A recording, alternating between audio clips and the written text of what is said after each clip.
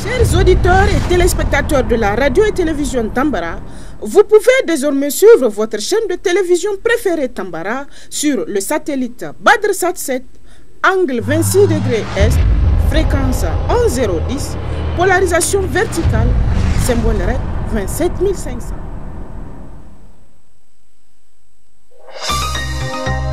Suivez le journal avec STM Transport Voyageurs. Une nouvelle façon de voyager.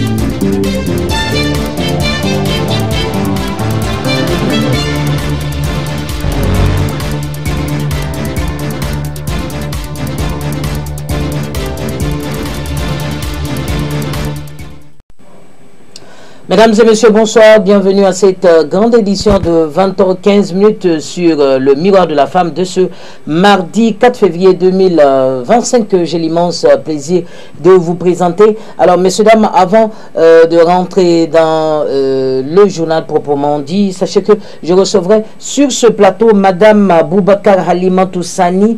Elle est secrétaire générale adjointe du groupement des sœurs Ibadou Rahman et elle est également membre de la cellule de communication qui va nous parler bien sûr de la journée récréative des femmes et des enfants prévue pour ce 15 février 2025 au niveau du musée national Boubou Hama de Niamey.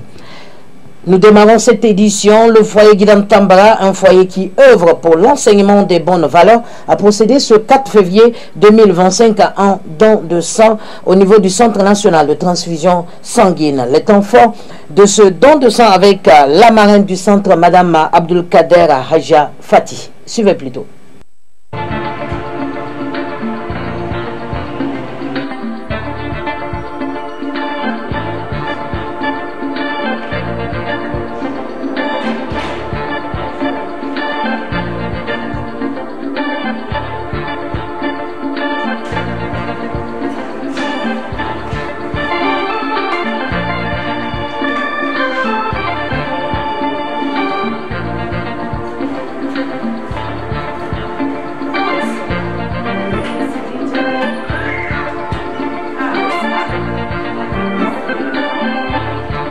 Donc j'ai mobilisé les filles du foyer pour qu'on puisse venir se donner ce don du sang pour que vraiment aider les femmes, surtout les femmes dont elles ont besoin, surtout au niveau de l'accouchement. Il y a beaucoup de nos sœurs qui ont besoin du sang, raison pour laquelle j'ai eu cette initiative pour inviter mes filles à venir donner ce sang. Je vais faire un appel à toutes les femmes de venir faire ce don parce que c'est une aide humanitaire.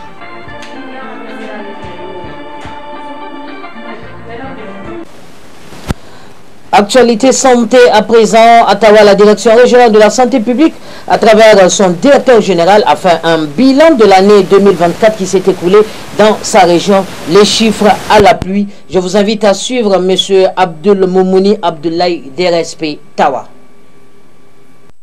En matière de santé pour la région de Tawa, comme j'ai eu à vous le rappeler, dans le mois de fin novembre, donc nous avons évaluer toutes les activités de santé au niveau de la région, en allant des indicateurs jusqu'au financement et jusqu'aux résultats pour la région. Et donc, pour cela, en tout cas, nous allons noter qu'on a eu quand même une amélioration de nos indicateurs. Si je prends l'exemple, c'est l'indicateur accouchement assisté en format, donc les accouchements qui doivent se produire en formation sanitaire. Donc, par rapport à 100% des femmes qui devaient accoucher en formation sanitaire, 36% donc, ont accouché en 2023 en formation sanitaire. Mais il y a eu une amélioration en 2024. On a eu jusqu'à 42% des femmes qui devaient accoucher ont accouché en formation sanitaire. Donc, ce qui a motivé cette avancée, comme je l'ai dit, nous organisons ce qu'on appelle des missions de supervision, de suivi des indicateurs. Donc, dans toutes les structures sanitaires. de la région. Donc, en partant de la DRSP vers les districts, des districts vers les CSI et des CSI vers les cases de santé.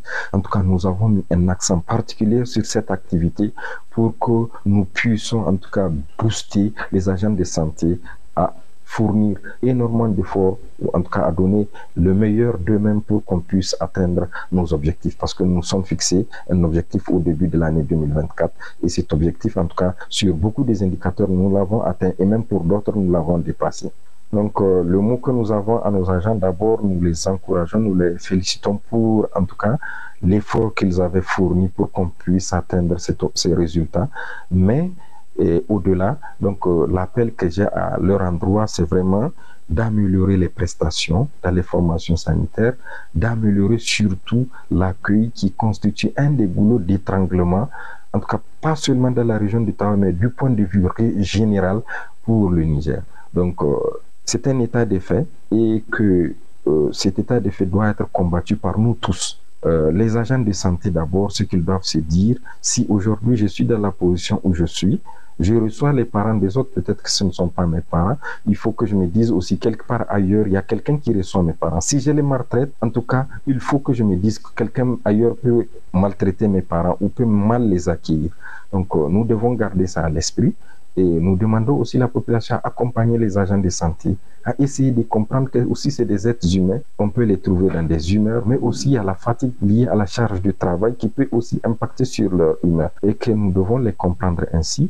Et nous appelons aussi la population à être beaucoup patiente parce que ici, c'est que nous constatons pour l'ensemble de la région, quelque part ailleurs, il y a une certaine impatience. Les gens sont précis pour recevoir leurs prestations et s'en aller. Des fois, ce qui fait que les gens n'arrivent pas à comprendre, par exemple, un agent qui est au niveau du tri, qui doit appeler, donc, les patients à se mettre en ligne et à trier ceux qui sont les plus urgents, les soigner. Il y a des gens qui, non, moi je suis arrivé le premier, il faut que je sois soigné le premier. Alors qu'il y en a des cas plus urgents que vous devez prioriser et ils n'arrivent pas à le comprendre.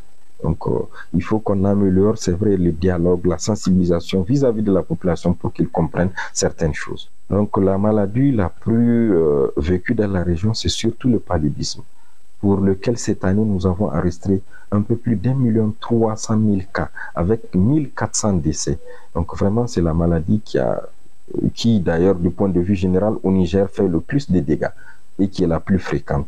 Donc pour cela, en tout cas, il y a eu des messages de sensibilisation, des efforts de l'État avec des campagnes donc de chimioprévention saisonnière, de distribution de moustiquaires. Toutes ces campagnes-là, vraiment, c'est pour réduire l'incidence du paludisme qu'on le fait. Et la population doit comprendre cela. Utiliser, donner ces produits aux enfants, donc à qui c'est destiné. Utiliser ces moustiquaires vraiment pour réduire le paludisme et réduire la mortalité liée au paludisme. Pour cette année, notre objectif, c'est d'atteindre tous ces objectifs en matière d'indicateurs de santé qu'on s'était fixés. Donc, allant de l'information sanitaire, aux indicateurs SR, aux soins curatifs, vraiment, nous nous sommes fixés, nous nous sommes réunis avec tous les districts, on a fixé des objectifs au niveau de chaque district et même régional pour qu'on puisse vraiment améliorer la santé de la population. Donc, nous voulons que tous les agents de santé, tous les districts, tous les chefs si tous les agents cases de santé s'y mettent pour qu'on puisse vraiment atteindre cet objectif. Donc les moyens que nous allons mettre, en tout cas, nous allons accompagner personnellement ou du point de vue équipe avec les supervisions, les suivis pour qu'en tout cas ces agents puissent atteindre ces objectifs. Et nous, vous savez, quand on parle de la santé, sûrement, il faut des financements. Donc, nous sommes en train, en tout cas, de chercher des financements et de mobiliser des financements avec des partenaires pour mettre en œuvre les activités de santé au niveau. Voilà, messieurs, dames, j'annonçais tantôt recevoir sur ce plateau Madame Boubacar Halimatou Sani. Elle est secrétaire générale adjointe du groupement des sœurs Ibadou Rahman. Elle est également membre de la cellule de communication. Madame, salam alaikum. Wa alaikum salam wa rahmatullahi wa barakatuh. Et bienvenue sur le plateau de la télévision Tambara. Très bien, merci à Tambara de nous permettre d'être présents aujourd'hui pour parler de notre groupement. Alors, madame, la toute première question, c'est de nous parler d'abord de ce groupement-là, le groupement des sœurs Ibadou Rahman. Quelles sont vos cibles, quels sont vos objectifs également? Donc, assalamu alaikum wa rahmatullahi wa barakatuh, chers téléspectateurs. Wa salatu wa salam ala rasulullah Mohammed sallallahu alayhi wa sallam.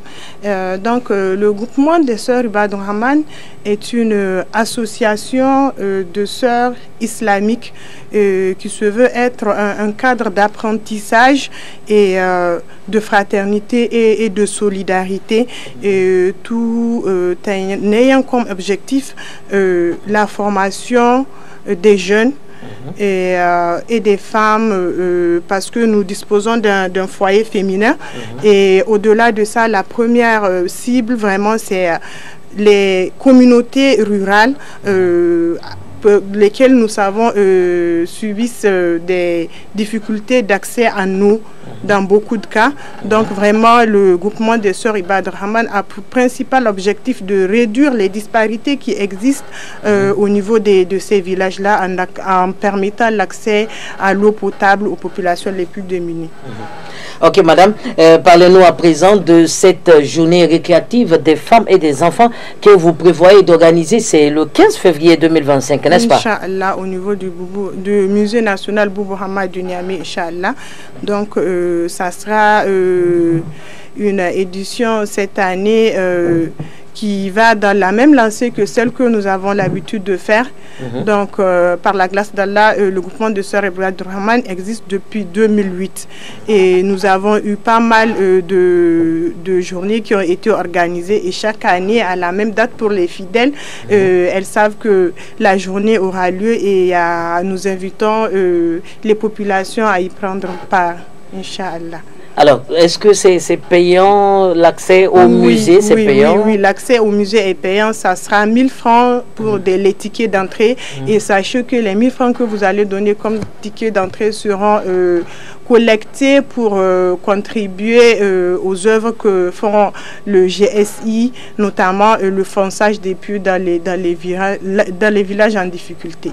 D'accord, merci madame pour toutes ces précisions. Alors revenons, on va ouvrir une parenthèse, revenons toujours par rapport bien sûr à ce groupement des sœurs Ibadur Rahman. Est-ce que vous pouvez nous donner des chiffres exacts des œuvres que vous avez pu réaliser? Donc depuis sa création, le GSI est pour cette année à sa 51e réalisation. Wow. Donc parmi ces réalisations, nous avons 42 puits.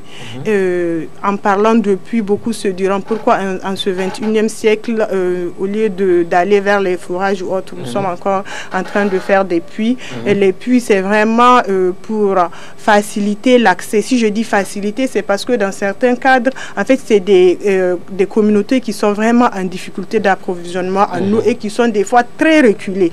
Donc, si on décide de faire des forages en cas de panne technique, elles seront pénalisées. Donc c'est pour ces raisons-là que nous priorisons vraiment les puits, parce que les puits vraiment c'est sur la durée, et puis même en cas de problème, ces populations peuvent le régler eux-mêmes. Ils n'ont pas besoin d'appui technique, voilà, pour le faire. Alors tout à l'heure dans votre intervention, madame, vous avez parlé de 53, n'est-ce pas? Oui. 53 œuvres réalisées. Mais est-ce que vous avez eu un soutien de l'extérieur? Bon, pour toutes ces réalisations? De l'extérieur, le soutien que nous avons, c'est vraiment le soutien des expatriés. Les expatriés, les Nigériens, disons la diaspora, au niveau des États-Unis, de la France, vraiment, et nous profitons vraiment de ce plateau pour leur adresser nos remerciements. Mais sinon, c'est vraiment l'effort des Nigériens. C'est l'effort des Nigériens à travers les contributions là, au niveau des tickets d'entrée de la journée du musée. Après, nous avons aussi des gens qui ont entendu parler du GSI et qui savent pourquoi le GSI est en train de travailler et qui font des dons. Donc, c'est vraiment... il y a aussi les membres du GSI qui font des cotisations périodiques. Il y a les cotisations mensuelles et puis des cotisations annuelles. Donc, c'est vraiment à travers ces fonds-là que nous menons nos activités. Et en parlant aussi du GSI, je dois vous souligner que toutes les membres du GSI sont des femmes ayant des revenus périodiques. Je dis revenus périodiques parce que ce n'est pas forcément des salariés, mais quand même, elles sont toutes actives parce que il faut que la personne apporte sa contribution pour les œuvres que nous avons à réaliser dans le cadre de nos objectifs. Alors, madame, une dernière question. Cette fois-ci, nous allons revenir bien sûr par rapport à cette journée récréative des femmes et des enfants. Alors, si vous avez un appel à lancer à l'endroit de la population du Niger, à l'endroit de la population de Niamey, tous ceux qui regardent en ce moment la télévision Tambara, le miroir de la femme, quel sera cet appel? Cet appel sera dans un premier temps clarifier le contenu de la journée, parce qu'en prélude à la journée, une semaine avant, ça a l'habitude de se tenir, et cette année aussi, on ne va pas déférer à la règle. Inch'Allah, il y aura une Moussabaka qui va se tenir, Inch'Allah, le dimanche 9 février au niveau du Château 1. Et pour cette Moussabaka-là, ça sera la lecture coranique pour les enfants de 7 à 15 ans. Et pour les enfants de 7 à 15 ans, donc, ça sera de la sourate Al-Kahf à la sourate Nas. Et pour les femmes et puis les jeunes filles de 16 ans à plus, ça sera de la sourate Yasin à la sourate Nas. Donc, ils ont la possibilité de s'inscrire. Après, nous allons communiquer les numéros jusqu'à la veille. Donc, le samedi 8 février. Et en dehors de ça, pour la participation à la Moussabaka. En dehors de ça aussi, il y a un concours culinaire qui se tient aussi. C'est pas la première fois. Pour cette année, le concours culinaire aura pour thème les légumes. L'année dernière, par exemple, pour le concours culinaire, c'était sous le thème du Vanzou, la tubercule. Oui, tubercule, c'est ça? Vanzou. Ok, oui, madame. Oui.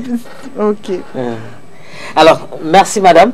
Merci et restez avec nous pour bien sûr la suite de cette édition. Je rappelle que vous êtes madame Boubacar Halimatou Sani, secrétaire générale adjointe du groupement des sœurs Ibadou Rahman, également membre de la cellule de communication.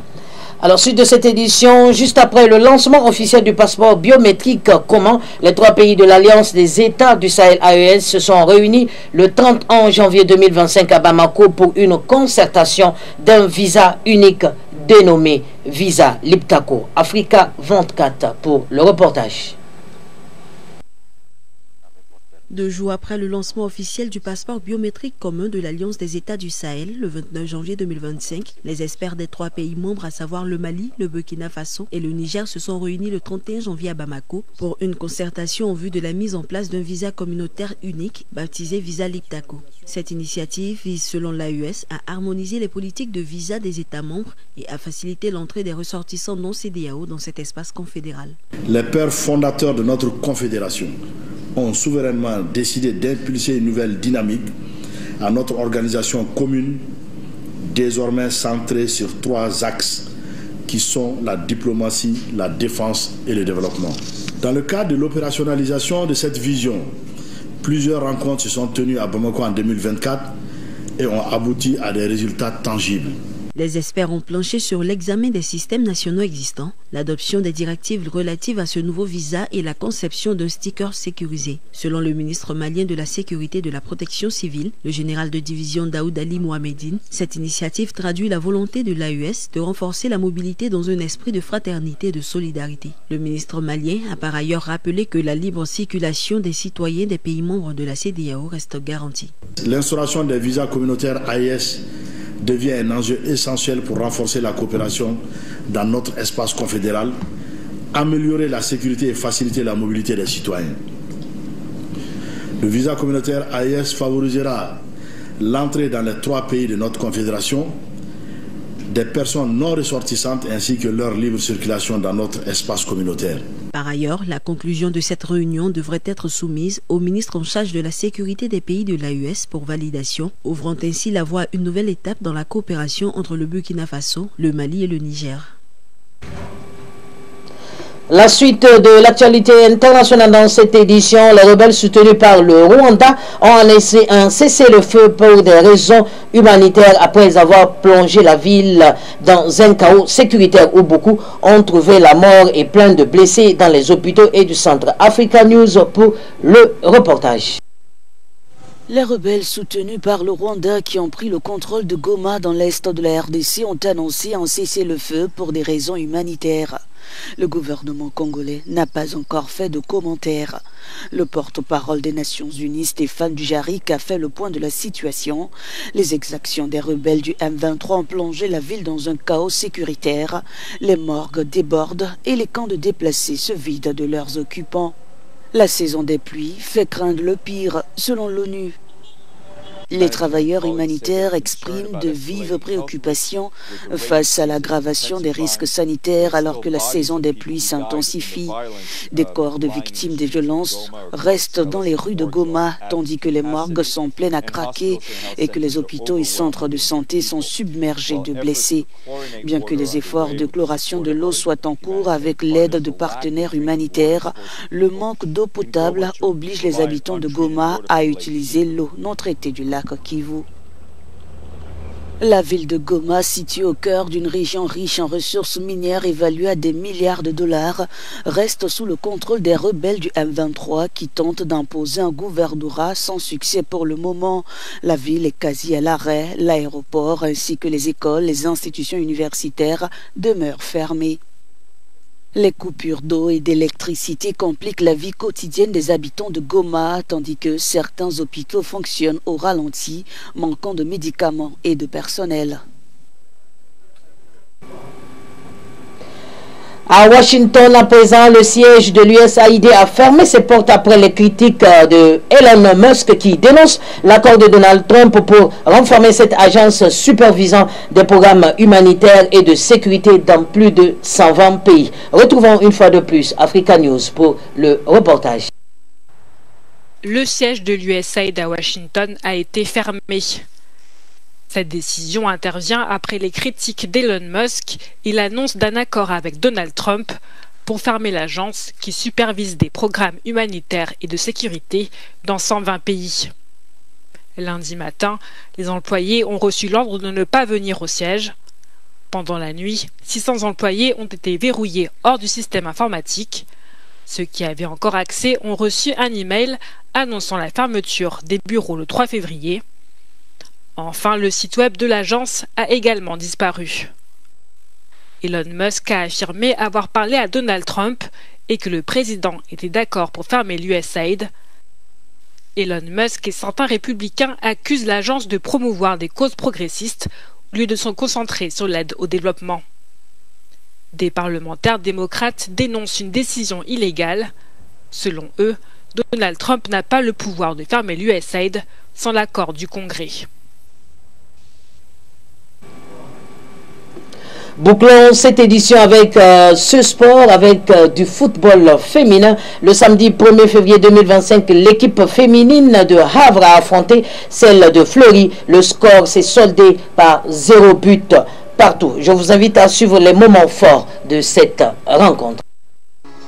Les Havraises au défi de Fleury, retour de l'Arkema Première Ligue. L'objectif côté normand, bonifier cette magnifique semaine montpelliéraine. Ces 2 victoires en championnat puis en coupe qui pourraient changer le destin des Havraises dans le bas de tableau et dans la quête de maintien. Et le FC Fleury 91 qui va tenter de rebondir face au Havre AC après cette sortie prématurée en Coupe de France du côté de l'équipe de seconde ligue Toulouse. Les joueuses du FC Fleury qui briguent encore et toujours le top 4 de l'Arkema Première Ligue. Attention à la perte de balle éventuelle. Ça va être devant le but. C'était compliqué pour Lisa Lichfus. Ça va traverser tout le monde. Est-ce que ça a été retouché par une joueuse havraise? Non. Mais c'était dangereux, mine de rien, cette situation-là, parce qu'un petit peu de flottement devant la gardienne internationale belge. Faustine Robert ou Marine Daffer. Faustine Robert qui va s'effacer. Ce sera Marine Daffer. La frappe de Marine Daffer. C'est bien parti avec le rebond et l'arrêt de Lisa Lichfus. Serein. Elle l'avait peut-être anticipé, la gardienne belge. Mais là voilà la première frappe cadrée de cette partie. Il aura fallu attendre ce coup franc à la 30e minute. Maintenant il faut bien l'ajuster parce que quand c'est pas le cas, on a l'impression qu'on vient d'anéantir une possibilité d'attaquer le but adverse, mais en tout cas voilà, il faut tenter. Le mouvement vers Inès Conan qui réussit un bon contrôle. La frappe d'Inès Conan, ça c'était intéressant. Lisa Lichfus sereine sur sa droite et le match peut-être qui se décante enfin. On est passé rapidement d'un but à l'autre. Et il va y avoir un bel appel de Zoé Stevenard. Le contrôle est intéressant, le centre à venir dans la course. Il y a du monde dans la surface, mais il y a surtout encore Anaïk Butel. Sauf que là, elle remet sur Loricans qui va se retourner. Eva Kouache, à nouveau, une position de frappe. La tête peut-être qui va surgir. La première situation négociée par Constance Picot. Elle dégage ce ballon des 2 points devant Ikram Adjabi. Et je pense qu'il le fallait. On aura l'occasion d'y revenir parce que... on va voir la pause aussi pour cela. Mais voilà, mi-temps ici au Stade Océane, 0-0 entre Le Havre et Fleury. Fleury qui domine légèrement au point, mais elles ne sont pas encore assez tranchantes, les joueuses de Frédéric Bianchelani, pour marquer, pour débloquer le score plus incisive à la récupération du ballon. Et les joueuses de Fleury qui en bénéficient aussi peut-être. Et peut-être qu'il va y avoir une reprise de la tête tentée par Evelina Kamchik là dans la bonne zone. Ça se rapproche, indéniablement. Avec Marine Daffer et Bachiba Louis, malheureusement derrière Wassa Sangare qui... Oh là, le ballon il est très intéressant pour Chancel et Faifa qui va pouvoir aller marquer le premier but de cette partie, mais non, c'est à côté. Malheureusement, quelle énorme situation pour les Normandes. On l'a vu au fond celui-ci parce qu'il était brillamment donné. Ouais, pourquoi pas me faire mentir, pourquoi pas envoyer quelque chose là. Attention à ce dégagement qui est un petit peu raté. Elisa Lichfus, justement, il fallait que je le dise, qui doit s'employer et préserver Le Havre dans cette partie. Parce que vous en pensez, mais là, les joueuses havraises à l'échauffement, elles regardent le match plutôt que d'accélérer. Donc est-ce qu'on est content de ce qui se passe? En tout cas, Christy Gavori pour un bon ballon vers Loricans qui jaillit. C'est pas cadré, mais à nouveau les havraises en position d'apporter le danger sur la cage de Constance Picot. Et c'est terminé sur une bonne dynamique. Le Havre qui glane un bon point face à un prétendant au top 4. Les joueuses de Fleury, une semaine après leur élimination en Coupe de France féminine, devront se contenter de ce 0-0 en norme. Messieurs, dames, ici prend fin l'actualité sur la télévision Tambra, le miroir de la femme, votre télé de proximité. Les programmes continuent toujours sur votre télé et radio de proximité. Que Dieu bénisse les pays de l'AES, l'Alliance des États du Sahel. Au revoir.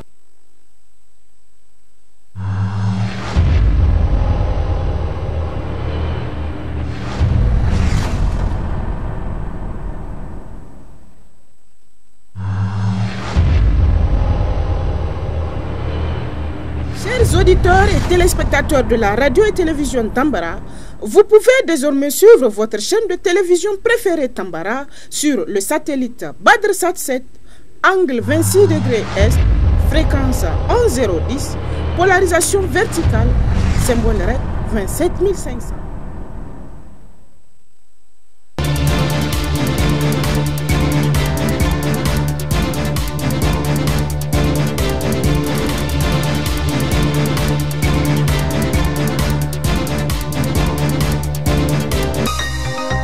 Ce journal vous a été présenté par STM Transport Voyageurs. Une nouvelle façon de voyager.